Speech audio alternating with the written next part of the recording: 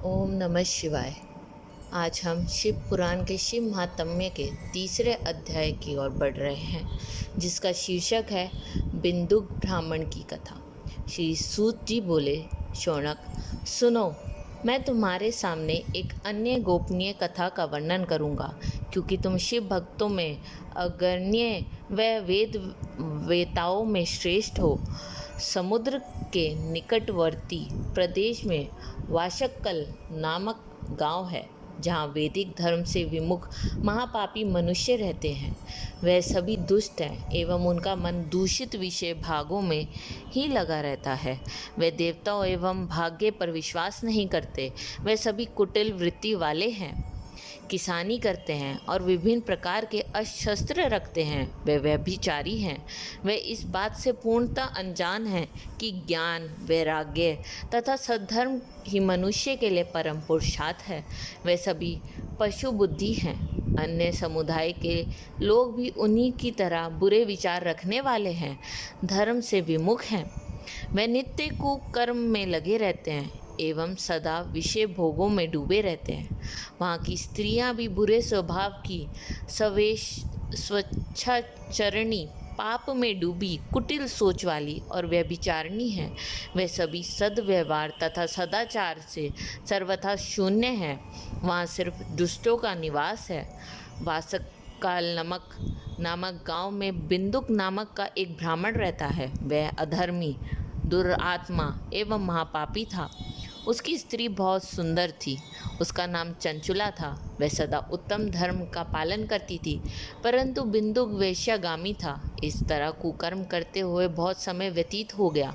उसकी स्त्री काम से पीड़ित होने पर भी सर्वधर्म नाश के भय से कलेश सहकर भी काफ़ी समय तक धर्म भ्रष्ट नहीं हुई, परंतु आगे चलकर वह भी अपने दुराचारी पति के आचरण से प्रभावित होकर दुराचारिणी और अपने धर्म से विमुख हो गई।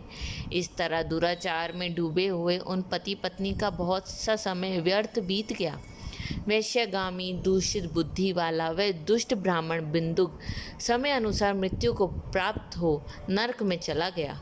बहुत दिनों तक नरक में दुखों को भोग कर वह मूढ़ बुद्धि पापी विंध्य पर्वत पर भयंकर पिशाच हुआ। इधर उस दुराचारी बिंदुक के मर जाने पर वह चंचुला नामक स्त्री बहुत समय तक पुत्रों के साथ अपने घर में ही रहती रही, पर पति की मृत्यु के बाद वह भी अपने धर्म से गिरकर पर पुरुषों का संग करने लगी थी। संततियों विपत्ति में भी अपने धर्म का पालन करना नहीं छोड़ती। यही तो तप है। तप कठिन तो होता है, लेकिन उसका फल मीठा होता है। विषयी इस सत्य को कोई नहीं जानता, इसलिए वह विषयों के विष फल का स्वाद लेते हुए भोग करता है। एक दिन देव योग से किसी पुण्य पूर्व के आने पर वह अपने भाई बंधुओं के साथ गोकर्ण क्षेत्र में गई।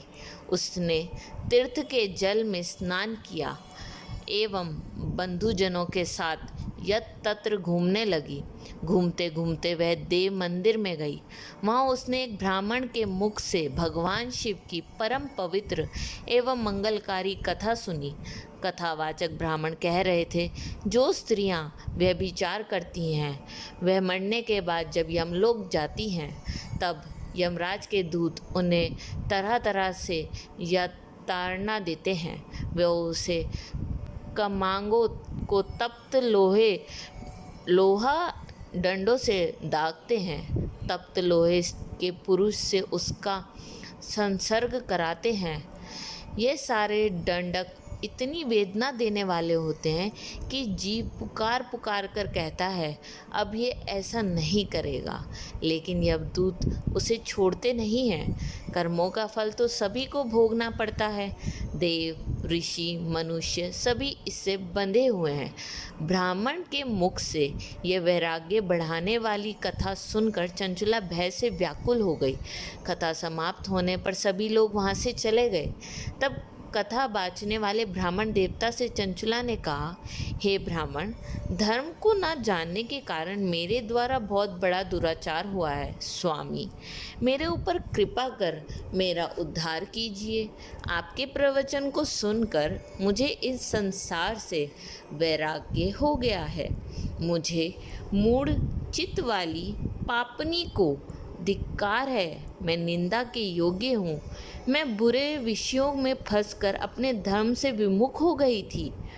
कौन मुझे जैसी कुमार्ग में मन लगाने वाली पापनी का साथ देगा? जब यमदूत मेरे गले में फंदा डालकर मुझे बांधकर ले जाएंगे और नरक में मेरे शरीर के टुकड़े करेंगे, तब मैं कैसे उन महायातनाओं को सहन कर पाऊंगी? मैं सब प्रकार से नष्ट हो गई हूँ, क्योंकि अभी तक मैं हर तरह से पाप में डूबी रही हूँ। हे ब्राह्मण, आप मेरे गुरु हैं, आप ही मेरे माता पिता हैं। आप की शरण में आई हूँ। मुझ अबला का आप ही उद्धार कीजिए। सूत जी कहते हैं, शौनक, इस प्रकार विलाप करती हुई चंचुला ब्राह्मण देवता के चरणों में गिर पड़ी। तब ब्राह्मण ने उससे कृपा पूर्वक उठाया। अब शिव पुराण के 4 अध्याय के और हम बढ़ते हैं, जिसका शीर्षक है चंचुला की शिव कथा सुनने में रुचि और शिवलोक गमन। ब्राह्मण बोले, नारी, तुम सौभाग्यशाली हो जो भगवान शंकर की कृपा से तुमने वैराग्यपूर्ण शिव पुराण की कथा सुनकर समय से अपनी गलती का एहसास कर लिया है। तुम डरो मत और भगवान शिव की शरण में जाओ। उनकी परम कृपा से तुम्हारे सभी पाप नष्ट हो जाएंगे। मैं तुम्हें भगवान शिव की कथा सहित वह मार्ग बताऊंगा जिसके द्वारा तुम्हें सुख देने वाली उत्तम गति प्राप्त होगी।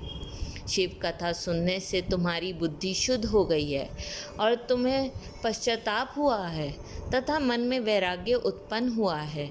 पश्चाताप ही पाप करने वाले पापियों के लिए सबसे बड़ा प्रायश्चित है। पश्चाताप ही पापों का शोधक है। इससे ही पापों की शुद्धि होती है। सत्पुरुषों के अनुसार पापों की शुद्धि के लिए प्रायश्चित पश्चाताप से ही संपन्न होता है। जो मनुष्य अपने कुकर्म के लिए पश्चाताप नहीं करता वह उत्तम गति प्राप्त नहीं करता, परंतु जिसे अपना कुकृत्य पर हार्दिक पश्चाताप होता है वह अवश्य उत्तम गति का भागीदार होता है। इसमें कोई शक नहीं है। शिव पुराण की कथा सुनने से चित्त की शुद्धि एवं मन निर्मल हो जाता है। शुद्ध चित्त में ही भगवान शिव व पार्वती का वास होता है। वह शुद्ध आत्मा पुरुष सदा शिव के पद को प्राप्त होता है।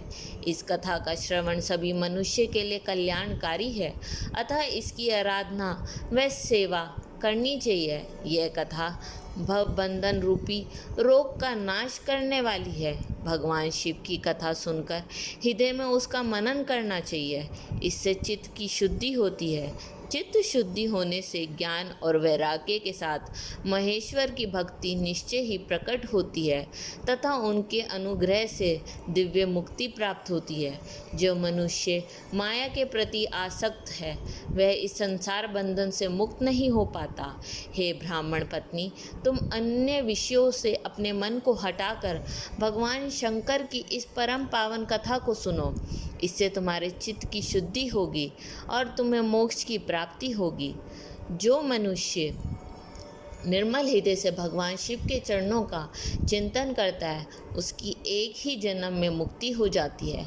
सूत जी कहते हैं, शौनक, यह कहकर वे ब्राह्मण चुप हो गए। उनका हृदय करुणा से भर गया। वे ध्यान में मगन हो गए। ब्राह्मण का उक्त उपदेश सुनकर चंचुला के नेत्रों में आनंद के आंसू छलक आए। वह हर्ष से भरे हृदय से ब्राह्मण देवता के चरणों में गिर गई और हाथ जोड़कर बोली, मैं कृतार्थ हो गई। हे ब्राह्मण, शिव भक्तों में श्रेष्ठ स्वामिनी, आप धन्य हैं। आप परमार्थ दर्शी हैं, आप सदा परोपकार में लगे रहते हैं। हे साधु, मैं नरक के समुद्र में गिर रही हूँ, कृपया करके मेरा उद्धार कीजिए। जिस पौराणिक व अमृत के समान सुंदर शिव पुराण कथा की बात आपने की है, उसे सुनकर ही मेरे मन में वैराग्य उत्पन्न हुआ है। उस अमृत में शिव पुराण कथा को सुनने के लिए मेरे मन में बड़ी श्रद्धा हो रही है। कृपया आप मुझे उसे सुनाइए। सूत जी कहते हैं, शिव पुराण की कथा सुनने की इच्छा मन में लिए हुए चंचुला उन ब्राह्मण देवता की सेवा में वहीं रहने लगी। उस गोकर्ण नामक महाक्षेत्र में उन ब्राह्मण देवता के मुख से चंचुला शिव पुराण की भक्ति, ज्ञान और वैराग्य बढ़ाने वाली और मुक्ति देने वाली परम उत्तम कथा सुनकर कृतार्थ हुई। उसका चित्त शुद्ध हो गया। वह अपने हृदय में शिव के सगुण रूप का चिंतन करने लगी। वह सदैव शिव की सच्चिदानंदमय स्वरूप का स्मरण करती रही थी। तत्पश्चात अपना समय पूर्ण होने पर चंचुला ने बिना किसी कष्ट के अपना शरीर त्याग दिया। उससे लेने के लिए एक दिव्य विमान पहुंचा।